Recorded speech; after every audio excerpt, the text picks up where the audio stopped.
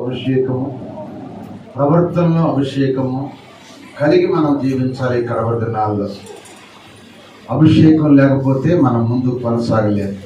ప్రతి ఒక్కరి మీద దేవుని అభిషేకం ఉండాలని నేను మనవి చేస్తున్నాను. అభిషేకాన్ని మీరు కూడా పొందుకోవాలి. దేవుని స్తోత్రం. హల్లెలూయా. 20 నిమిషాలు ఉన్న టైము. 20 నిమిషాల్లో కొద్ది నిమిషాలు దేవుని మాటలను మనం విందాం. మరి మంచాల గురించి చెప్పుకుంటూ వస్తున్నాము. మరి సంఘం అనే మంచము, ధ్యానించే మంచము, మోసం చేసే మంచము, రోగం వచ్చిన మంచము, 4 మంచాలు చెప్పుకుందాం. ఈరోజు 5వ మంచం చెప్పుకుందాం. 5వది ఆమోసు గ్రంథము 6వ అధ్యాయము 4వ వచనం చదువుకుందాం. 3 మంచాలన్నీ 3 మంచాలు క్లుప్తంగా ముగించి సమయాన్ని మనం సద్వినియోగం చేసుకుందాం. చదవమ్మా. ఆమోసు గ్రంథం 6వ అధ్యాయము 4వ వచనం. చూడండి. దంతపు మంచం మీద పరుండుచు, పాన్పుల మీద తమ్మును చాచుకొనుచు, మందలో శ్రేష్టమైన గొర్రె పిల్లలను, సాలలో ఉన్న క్రొవ్విన దూడలను వధించి భోజనము చేయుదురు. ఎవరంట వీళ్ళు? ఎవరు? ఇశ్రాయేలు ప్రజలు. ఇశ్రాయేలు ప్రజల గురించి ఆమోసు ప్రవక్త తెలియజేస్తున్నాడు. ఇశ్రాయేలు రాజు ఆమోసుని కొట్టాలని చూశాడు. అప్పుడు ఆమోసు అక్కడ, అయ్యా, నేను ప్రవక్తని కాదు, లేకపోతే దైవ సేవకుడిని కాదు, నేను పశువులు కాసుకుని మేడిపళ్ళు ఎరుకొని తింటూ జీవించేవాడిని. దేవుడు నన్ను పిలిచి మీకు ఈ మాటలు చెప్పమన్నాడు కనుక నేను ఈ మాటలు చెబుతున్నాను. ఈ నా మాటలు కాదు, దేవుడు సెలవిచ్చిన మాట, చెప్పమన్న మాట మీకు చెబుతున్నానని చెప్పి ఆనాడు ఇశ్రాయేలు ప్రజల గురించి, ఇశ్రాయేలు ప్రజల్లో పరిపాలన చేస్తున్న రాజుల గురించి మాట్లాడాడు ఆమోసు ప్రవక్త. ఈ ప్రవక్త మాట్లాడుతూ, వీరు మంచంలో ఈ మంచం ఏ మంచం అంటే దంతపు మంచము, దంతముతో చేయబడిన మంచం. దంతం అనగా దేనికుంటి దంతాలు? ఏనుగుకి ఎక్కువగా దంతాలు ఉంటాయి. మన అందరికి ఉంటే ప్రతి జంతువు దంతాలు ఉంటాయి కదా, చిన్న దంతాలు అవి పని చేయవు. ఏనుగు దంతాలు ఉంటాయి కనుక ఆ దంతాలతో మంచం చేయించబడింది. దంతము తెల్లగా ఉంటుంది. దంతం పరిశుద్ధత సాదృశ్యం. కానీ పరిశుద్ధమైన వారే కానీ ఆ దంత మంచాల మీద అంటే వాళ్ళు చాచుకుని, పారుపు మీద చాచుకుని అంటే కాళ్ళు చాచుకుని, కాళ్ళు చాచుకుని పరులతో పడుకుంటున్నారు. అదే మంచం మీద కూర్చుని శ్రేష్టమైన గొర్రెలను, సాల్లో ఉన్న క్రొవ్విన దూడలను వధించి భోజనం చేస్తూ వాళ్ళు ఏం పాటలు పాడుతున్నారు? చదవండి కింద. స్వరమండలములతో కలిసి ఏ పాటలంట? పిచ్చి పాటలు. పిచ్చి పాటలు పాడుచు దావీదు వలనే వాయించాలు వాస్తున్నారు, కానీ పిచ్చి పాటలు పాడుతున్నారంట. వీళ్ళు ఎక్కడ కూర్చున్నారండి? దంతం మీద, దంతంతో చేయించుకున్న మంచాల మీద ఇశ్రాయేలు ప్రజలు కూర్చుని దాని మీదే పుణుకాటం, దాని మీదే కూర్చుని ఆ మంచం మీద కాళ్ళు చాపుకుని ఎటువంటి భోజనం చేస్తున్నారండి? క్రొవ్విన మాంసంతో, శ్రేష్టమైనవి క్రొవ్విన దూడల మాంసము, మందులో శ్రేష్టమైన గొర్రెల మాంసము, మంచి మాంసంతో భోజనం చేస్తూ పిచ్చి పాటలు పాడతారంట. ఏ పాటలు అండి? ఇప్పుడు కాదండి, ఆనాటి కాలంలోనే పితరులు. అందుకే ప్రసంగం అంటాడు, మునుపు జరిగిందే కుదురుతుంది, జరిగేది కూడా ఇదే జరుగుద్ది, సూర్యుడి కింద జరిగేవన్నీ కూడా శూన్యము, వ్యర్థం అంటాడు ప్రసంగ భక్తుడు. ఆ పూర్వకాలం జరిగినయే కుదురుతుంది. కొంతమంది మంచాల మీద కూర్చునేది అంటారు, కాళ్ళు ఆరజాపుకొని వేడి వేడి భోజనాలు తెప్పించుకొని మంచి బొయ్కులతోనూ మంచి మాంసంతోనూ మంచాల మీద తిని మంచాల మీద పడుకొని పిచ్చి పాటలు పాడతా, లేదా పిచ్చి పాటలు పెట్టుకుని టీవీలు అక్కడే ఉంటాయి కదా, మంచాలకు ఎదురు పెట్టుకుని పడుకునే వాళ్ళు లేరంటారా క్రైస్తవుల్లో లేరా? అనుజనులు తీసేయండి. అనుజనుల గురించి అయితే కాదు ఇక్కడ మాట్లాడేది. అనుజనుల గురించి ఎప్పుడు గ్రంథం మాట్లాడు. ఎప్పుడు కూడా ఇశ్రాయేలు ప్రజలు దేవుని ప్రజల గురించే దేవుడు ప్రవక్తల ద్వారా మాట్లాడాడు. ఈనాడు చాలా మంది విశ్వాస బిడ్డలు కూడా మంచాల మీద కూర్చుని శ్రేష్టమైన భోజనాలు భోజనం తినొద్దంటలేదు. ఎక్కడ తినాలి, ఎక్కడ కూర్చోవాలి, దేవుడిచ్చిన భోజనం తిని దేవుని స్తుతించాలి. దేవునిలో కృతజ్ఞతాస్తుతులు చెల్లిస్తూ ఆయన మనం గణపరచాలి. దేవుని స్తోత్రం, హల్లెలూయా. ఆయన్ని గణపరిస్తే దేవుడు నన్ను గణపరుస్తాడు. కానీ వీళ్ళు ఎటువంటి భోజనాలు తిన్నారంటే శ్రేష్టమైన భోజనం తింటున్నారు. కానీ వీళ్ళు తిని సాచు కొనుక్కుంటూ పిచ్చి పాటలు పాడుతున్నారట. అంటే పిచ్చి పాటలు అంటే మీకు చెప్పాల్సిన అవసరం లేదు. పిచ్చి పాటలు అంటే బూతు పాటలు, రకరకాల పిచ్చి పాటలు పాడుతారు. కానీ దేవుని గణపరచలేదు. అందుకే ఇశ్రాయేలు ప్రజలను దేవుడు శిక్షించాడు. సొలొమోను భక్తులు అంటాడు 23 సామెతలు 23 అధ్యాయం 28 అంటాడు. సామెతలు 23 అధ్యాయం 28 అంటాడు. అక్కడ మాట చెబుతాడు. ఏం చెబుతున్నాడంటే త్రాగుబోతులు, తిండిపోతులు ఏమవుతారండి? తినొద్దరంటలేదు, త్రాగొద్దరంటలేదు. త్రాగడానికి ఒక పరిమితం ఉంది, తినడానికి ఒక పరిమితం ఉంది. కానీ వీళ్ళు తాగుబోతులయ్యి, తిండిపోతులయ్యి దరిద్రులు అయిపోతారంట. ఇక దరిద్రమే వచ్చేది. కూర్చుని తింటే కొండలని కరిగిపోతాయి. కనుక కొండలు కరిగకుండా ఉండాలంటే ప్రతి ఒక్క వ్యక్తి 6 దినాలు పనిచేయాలి, 7 దినాల దేవస్థానంలో గడపాలి. దేవుని స్తుతించాలి, దేవుని స్తుతించే వారిగా ఉండాలి, దేవుని గణపరిచే వారిగా ఉండాలి. వీళ్ళు ఎటువంటి వారు అయ్యారంటే త్రాగుబోతులు, తిండిపోతులు అయ్యారు, దరిద్రులు అయ్యారంట.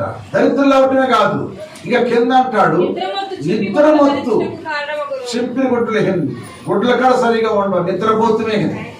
ఈ శ్రేష్టమైన కొవ్విన మాంసాలు తిని ఆ దంతం మంచాల మీద కాళ్ళు చాచుకుని తింటూ పడుకుని నిద్రపోతూ పిచ్చి పాటలు పాడుకుంటే దేవుడు ఒప్పుకుంటాడా? ఎంతవరకు ఒప్పుకుంటాడు దేవుడు?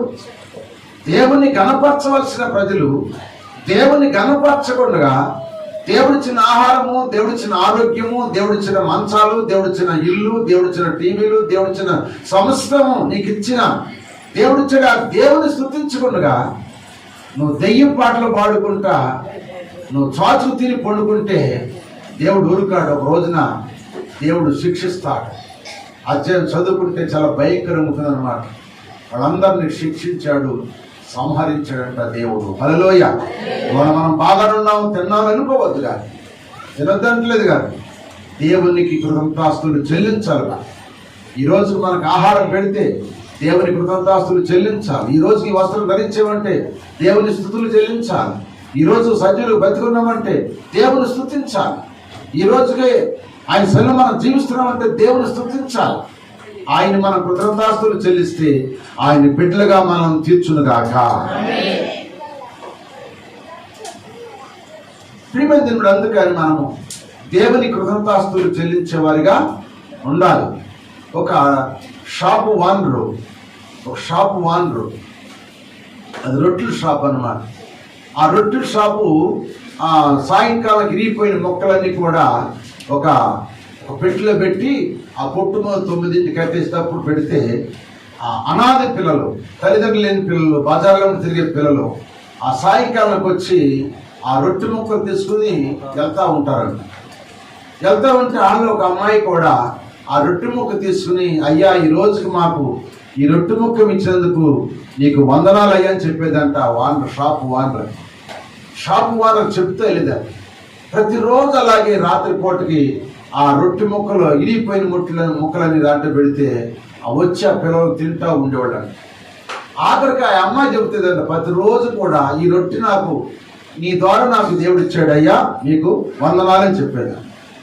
అందరూ చెప్పట్లేదు, ఈ అమ్మాయి చెబుతున్నాను. ఈ అమ్మాయి మీదే ఆయన ఆ షాప్ ఓనర్కి మంచి మనసు కలిగిందంట.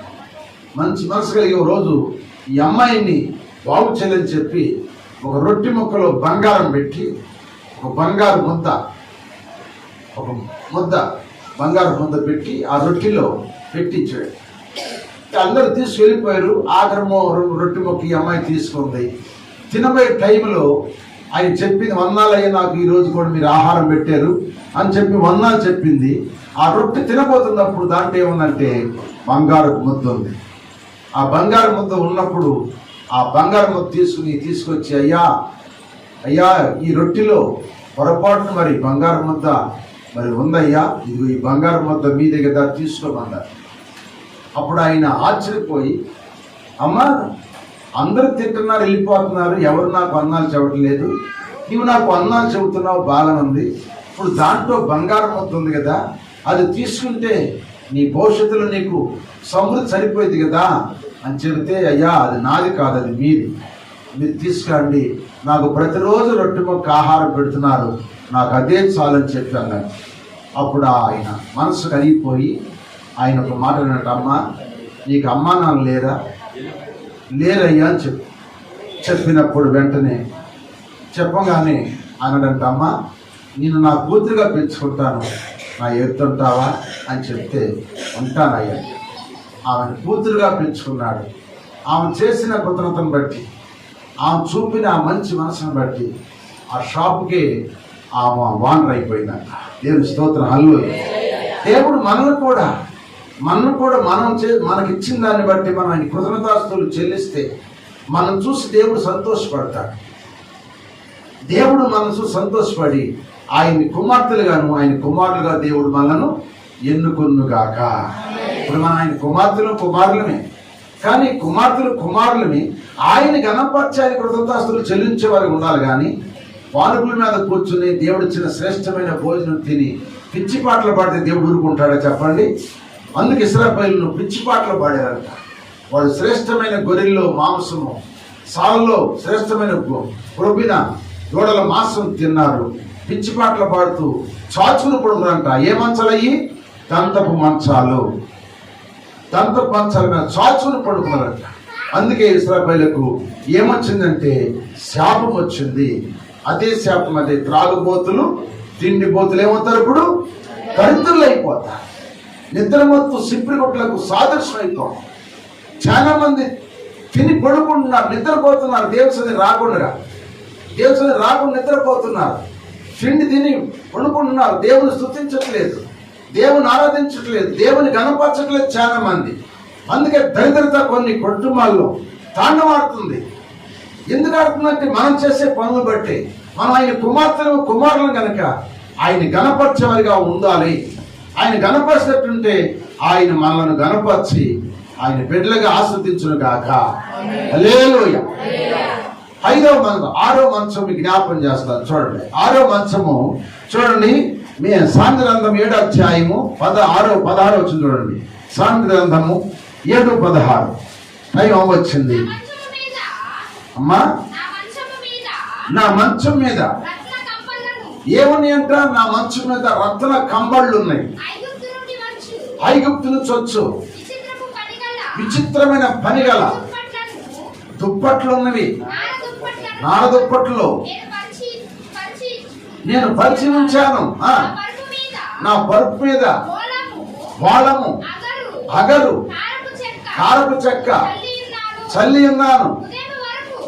ఉదయం వరకు వలపు తీరా తృప్తి పొందు రమ్ము, పరస్పర మోహము చేత చాలా సంతృష్టి పొందు రమ్ము. పురుషుడు అంటే నా భర్త ఎంత లేడు, దూర ప్రయాణానికి వెళ్ళాడు, మళ్ళీ సొమ్ముసరి తీసుకుని పోయాడు కనుక, సొమ్ముసరి తీసుకుపోయాడు కనుక మళ్ళీ పూర్ణమ దాకా ఇంటికి రాడు. మళ్ళీ పూర్ణం వచ్చేదాకా రాడు. ఈ 15 రోజులు రాదు. ఈ 15 రోజులు మనం వలపదీరా మన ఆస్తి తీర్చుకుందాం రమ్మని ఆ వేశ్య పిలుస్తుందంట. ఇది ఏ మంచం అంటే వ్యభిచార మంచం, వ్యభిచారం చేసే మంచం. వలపదీరా సంతృప్తి పొందాం రమ్మని చెప్పి ఆ బుద్ధి లేని కుమారుడు తిరుగుతూ ఉన్న వాళ్ళని పిలుస్తూ ఉందంట వేశ్య. దీని గురించి సొలొమోను ఈ మాట రాశాడు. ఎందుకంటే రాశాడంటే సొలొమోనుకి మనశ్శాంతి లేదు. సొలొమోనుకి మనశ్శాంతి 700 మంది భార్యలు ఒక్క భార్య కూడా తన మనశ్శాంతి ఇవ్వలేదు. ఉంచుకున్న 300 మంది కూడా తన మనశ్శాంతి ఇవ్వలేదు. ఆఖరికి మనశ్శాంతి లేకుండా చచ్చిపోయాడు. దేవుని మాటకు లోబడకుండా పిచ్చోడైపోయి కామతృతుడైపోయి వాళ్ళు ఏం చెప్పమంటే చేసి వాటికి పూజించాడు. దేవుని కోపానికి గురయ్యి చనిపోయాడు సొలొమోను. ప్రియమైన దేవుని బిడ్డలారా, కనుక ఏ మంచం అంటే ఇది వ్యభిచార మంచం. వ్యభిచారం అంటే విగ్రహార్థన కూడా వ్యభిచారమే. మనం దేన్ని ఎక్కువగా ప్రేమిస్తాం అది వ్యభిచారానికి విగ్రహార్థన సాదృశ్యంగా ఉందని దేవుని వాక్యం చలవిస్తాం. మన పితరులు రాళ్లతోనూ ముద్దులతోనూ వారు వ్యభిచారం చేశారంట. అందుకే వారందరూ కూడా అరణ్యములు ఆకులు రాలిపోయినట్టుగా రాలిపోయిన వాక్యం చలవిస్తాం. కనుక ప్రియమైన బిడ్డలారా, ఈ మంచాల గురించి ప్రకటన గ్రంథంలో యోహాను భక్తుడి ద్వారా దేవుడు రాపించాడు. చూడండి ఒక మాట, 2వ అధ్యాయం 21వ వచనం. ప్రకటన గ్రంథము 2వ అధ్యాయం 21వ వచనంలో ఒక మాట రాయించాడు. చదవండి. 21, 22. అమ్మా, మారు మనసు పొందుటకు నేను దానికి సమయం ఇచ్చితిని గాని అది జాగ్రత్త విడిచిపెట్టి మారు మనసు పొందనలదు. ఇదిగో నేను దాన్ని మంచం పట్టిస్తాను, దానితో కూడా వ్యభిచరించు వారిని దాని క్రియల విషయమై మారు మనసు పొందితేనే గాని దాన్ని బహు శ్రమల పాలు. దేవుని స్తోత్రం, హల్లెలూయ. ఇది ఏ మంచం? వ్యభిచార మంచం. మారు మనసు లేదు వారికి మారు మనసు లేదంట. మారు మనసు లేదు. అందుకే మారు మనసు మీకు అవకాశం ఇచ్చిన సమయం ఇచ్చగాని మీరు మారు మనసు పొందలేదు కనుక నేను మిమ్మల్ని మంచము పట్టిస్తానంటున్నాను. కనుక మంచం పట్టే స్థితికి రాకుండా మార్పు చెందాలి. క్రైస్తవ జీవితంలో దేవుని బిడ్డలైన మనందరం కూడా మనసు మార్చుకోవాలి, మార్పు చెందాలి. ముందు మనం మార్పు చెంది బిడ్డల వంటి వారు అయితే గాని ఆ పరలోక రాజ్యానికి మనం హక్కుదారులుగా ఉండలేము. మార్పు చెందమని వాక్యం చదివిస్తుంది. ఇది వ్యభిచార మంచము. ఇటువంటి వారు కూడా క్రైస్తవ జీవితంలో ఉన్నారు. చాలా మంది క్రైస్తవ జీవితంలో మార్పు లేదు. మారు మనసు పొందేమంటున్నారు, బాప్తిసం పొందారు, కానీ చాలా మందిలో పరిశుద్ధాత్మని వరం లేదు కనుక పాపానికి గురైపోయి మారు మనసు లేని వ్యభిచరిస్తూ ఉన్నారు.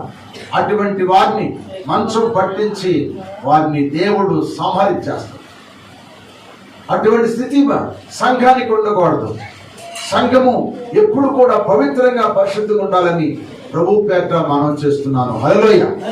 7వ మంచం కూడా చెప్పి ముగిస్తున్నాను, ఎందుకంటే ఈ రోజుతో ఈ మంచాలు ముగిస్తూ సరిపోతుంది. హల్లెలూయా. 7వ మంచం ఏంటంటే మొక్కుబడి చేసుకున్న మంచము. 7వ మంచం ఏం చెప్పండి?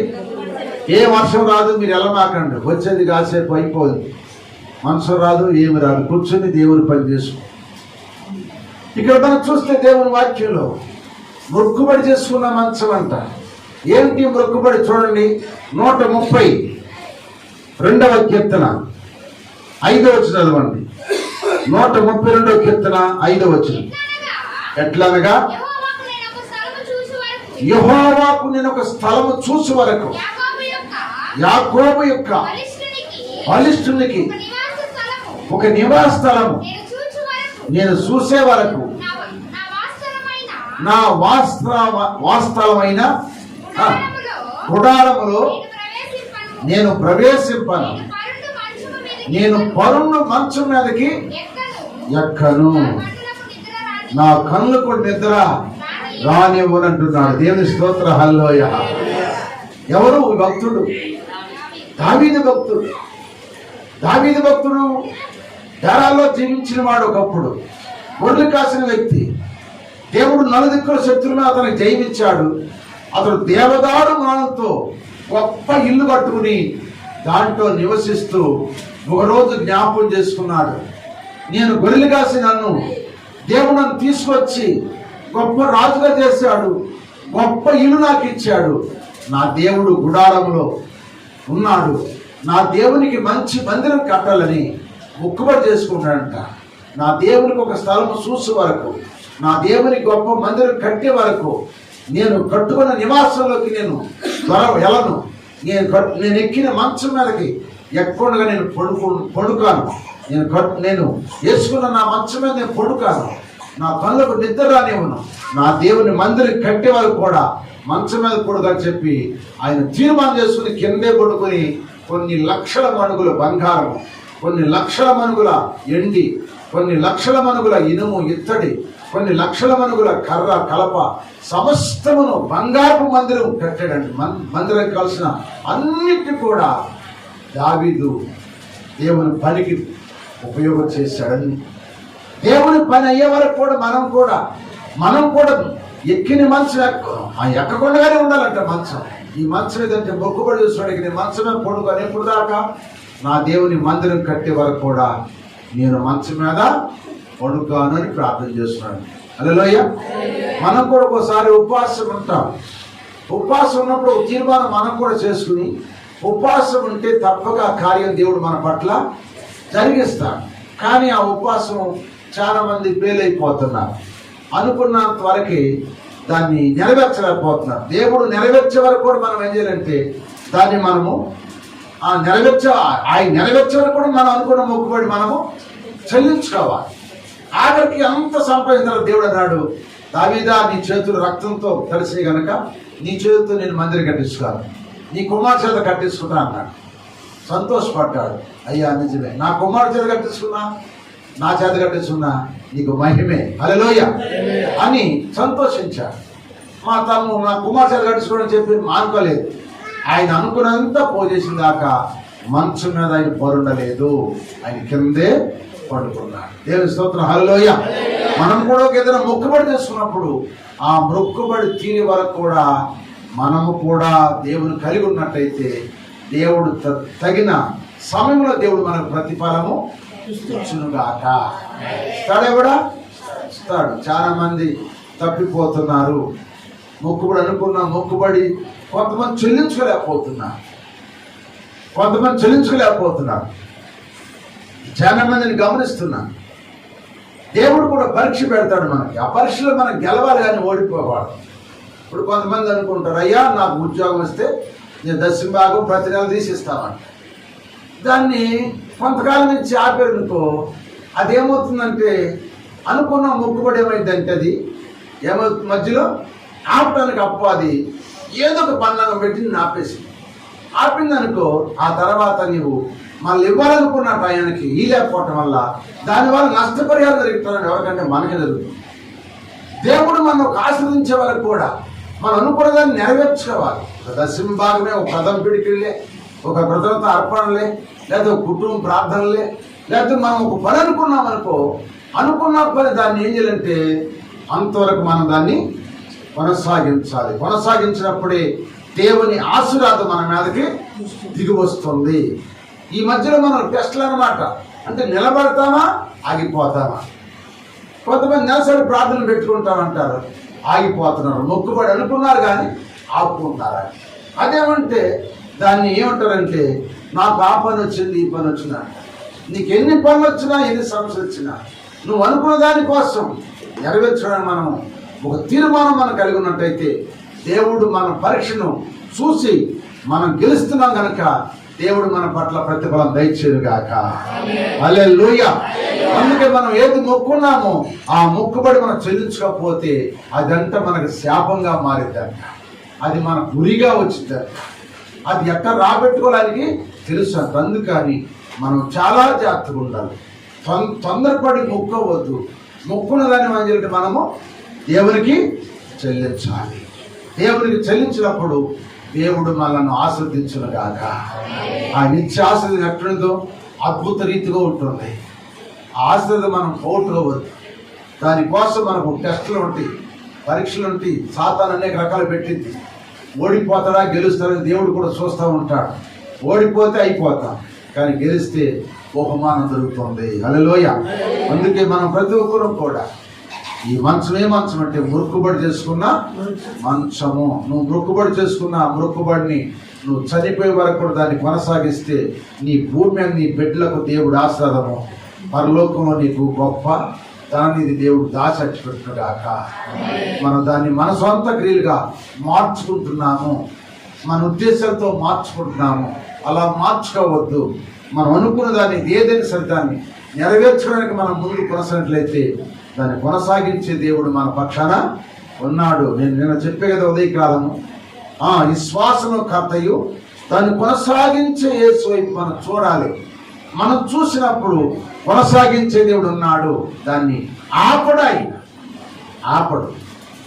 మనం ఆగేమనుకో అది ఆగిపోయింది. మనం ఆగకూడదు, దాన్ని కొనసాగిస్తే ఆయన మనకి పూర్తిగా కొనసాగించే వరకు కూడా తోడుగా నడిపించును గాక. హల్లెలూయా. అందుకే మనం అందరం కూడా నువ్వు ఏదనుకున్నావు అమ్మా విశ్వాసులారా, మీరు ఏదనుకుంటున్నారో అనుకున్న మొక్కుబడిని మీరు చెల్లించుకోవటం మీకు ఆశ. దాన్ని ఆపుకోవడానికి ఎన్నో షాకులు చెబుతాం మనం, అట్టా ఇట్టాలి. ఒక ఆమె ఏంది, ప్రతి నెల నా కొడుకు పేర కట్ట బియ్యం ఎత్తామని. ఏమైంది అనుకున్న మొక్కుబడి? ఏమైంది చెప్పండి. ఒకళ్ళు అయ్యి ఆపరేషన్ పడకుండా నా తల్లి కోడలు కొడుకు క్షేమంగా, మనవడు క్షేమంగా ఉంటే 10,000 ఇస్తామని మొక్కుకున్నాను. ఏమైంది? అనుకట్టమే కానీ వాటిని చెల్లించలేకపోతే దానివల్ల ఎంత నష్టపరిహారం పొందుతున్నారో నేను కొంతమందిని చూస్తున్నాను. అలా చాలా మంది నేను చూస్తున్నాను. నష్టపరిహారం పొందొద్దు. దేవుడు అనుకోమని చెప్పలేదు, నిన్ను అనుకోమని చెప్పలేదు. నువ్వు అనుకున్నా కూడా దాన్ని నువ్వు నెరవేర్చుకుంటే దేవుడు నిన్ను ఆస్వాదించునుగాక. అందుకే దావీదు దేవునికి మందిరం కట్టే వరకు కూడా మంచం మీద పొడుకోలేదు. ఆ మందిరానికి కావాల్సిన సామానంతా సమకూర్చి కుమారుడికి అప్పగించి ఇతరుల దగ్గర చేర్చబడ్డాడు. కుమారుడు ఆ మందిరం సువర్ణ మందిరం అంటారు. యెరూషలేములో దాన్ని ఏమంటారంటే బంగారు మందిరం అంటారు. బంగారంతో పొదిగించబడిన మందిరం. ఆ మందిరం కట్టించాడు. ఆయన బిడ్డ తరాన ఆ సింహాసనం, ఇప్పుడు దావీదు సింహాసనం ఇప్పుడు కూడా స్థిరంగా దేవుడు ఇచ్చాడు. ఎందుకంటే అతను చేసిన మొక్కుబడి దేవునికి చెల్లించాడు. నీవు నేను కూడా దేవుని అనుకున్న మొక్కుబడి ఏదన్నా కానీ, దశమ భాగం కానీ, ప్రథమ పిడికిళ్ళు కానీ, ప్రతిష్టర్పణలు కానీ, ప్రథమ కూలి కానీ, లేకపోతే అనుకున్న మొక్కుబడి కుటుంబ ప్రార్థనలు కానీ, ఏదనుకుంటున్నావో అవన్నీ కూడా నువ్వు నెరవేర్చుకున్నట్టయితే దేవుడు నిన్ను, నీ కుటుంబాన్ని, నీ బిడ్డల తరాన్ని కూడా దేవుడు ఆశీర్వదించును గాక. అందుకే అబ్రహామును బట్టేగా ఇస్సాకును ఆశీర్వదించింది. ఇస్సాకు తనకు ఆశీర్వాదం లేదు. దేవుడు చెబుతున్నాడు, ఇస్సాకు నీ తండ్రి బట్టి నిన్ను ఆశీర్వదించాడు. ఈ రోజు నువ్వు అనుకున్నది నెరవేర్చుకుంటుంటే నిన్ను బట్టి నీ బిడ్డలను దేవుడు బహుగా ఆశీర్వదిస్తాడు. నిన్ను బట్టి నీ బిడ్డలకు శాపం కానీ, నిన్ను బట్టే నీ బిడ్డలకు ఆశీర్వాదం కానీ వస్తాం. అందుకే మనము దేవుని సన్నిధిలో ఏదనుకుంటున్నామో దాన్ని చెల్లించుకుని దేవుని సన్నిధిలో ముందు సాగిపోదాం. దేవుడి కొద్ది మాటలు మనందరం వినికిల్లో దీవించును గాక. ఆమె 3 మంచాలు పూర్తి అయిపోయి. 3 మంచాలు ఏం చెప్పండి? 1 చెప్పండి, తిండిపోతు మంచం. 2వది వ్యభిచార మంచం. 3వది మొక్కుబడి చేసుకున్న మంచము. మొక్కుబడి 7 మంచాలు పూర్తి అయిపోయి. మరి మొక్కుబడి చేసుకున్న ఈ తీర్మానాన్ని బట్టి దేవుళ్ళ ముందు సాగుదాం. ప్రార్థన చేసుకుందాం. తల్ల వంచండి, ప్రార్థన చేసుకుందాం. అందరూ ప్రార్థన లేఖించండి. స్తోత్రము నాయన, స్తోత్రము తండ్రి. నాయన 7 మంచాల గురించి మాకు బోధించేవు నాయన. సంఘం అనే మంచాల గురించి మాకు చెప్పారు నాయన. 2వది నాయన ధ్యానించే మంచాల గురించి చెప్పారు నాయన. 3వది ప్రభువా తండ్రి నాయన మోసపు కీళ్ళతో చేయబడిన మంచం అని చెప్పారయ్యా. 4వది నాయన తండ్రి రోగంతో వచ్చిన మంచము నాయన. 5వది ప్రభువా తండ్రి అయ్యా తండ్రి తిండిపోతు మంచము నాయన. 6వది వ్యభిచార మంచము. 7వది మృక్కుబడిన మంచము నాయన. 7 మంచాలు మేము విన్నాం ప్రభా. మంచం అనగా మేమే నాయన. కనుక నాయన మా మంచాలు, మా పరిస్థితి, మా జీవితం, మా బుద్ధులు, మా పరిస్థితులు ఎట్లున్నాయో నీకు తెలుసయ్యా. మమ్మల్ని క్షమించి నాయన మీ వాక్యానుసారం నడుచుకుని ముందు సాగడానికి ప్రభా భాగ్యం దయచేయమని మనందరం ఒకసారి దేవుని స్తోత్రాలు ఇద్దాం. హల్లెలూయా, హల్లెలూయా, హల్లెలూయా, హల్లెలూయా. మన మధ్యన సోలమత్యము ప్రార్థన చేస్తాడు. మన ప్రభు అయిన యేసుక్రీస్తు యొక్క కృపయు పరిశుద్ధాత్మ సావాసము సహాయము కూడి వచ్చిన అందరికీ సకల పరిస్థితులకు తన బిడ్డలు చేసిన ప్రార్థన ప్రకారంగా దేవుడు అందరికి తోడై ఉండి మరలా వచ్చు వారి వరకు ఆయన రెక్కల కింద మనందరం భద్రపరిచి కాపాడును గాక. ఆమేన్. ప్రభు యేసు రక్తమే చేయ, ప్రభు రక్తమే చేయ. ప్రవేశయ్య నామం సంపూర్ణ విజయం కలుగును గాక. ఆమేన్. బలో క్రిస్ మహారాజ్కి, రానున్న లారాజుకి, రోగుల వైద్యుడికి, దెయ్యాలపై జయశీలికి, మన సంఘాన ప్రధాన కాపరికి, త్వరగా రాబోతున్న పెళ్లి కుమారుడు యేసు క్రీస్తు వారికి హల్లెలూయా, హల్లెలూయా, హల్లెలూయా. మీ అందరికి వందనాలు. దేవుడు దీవించును.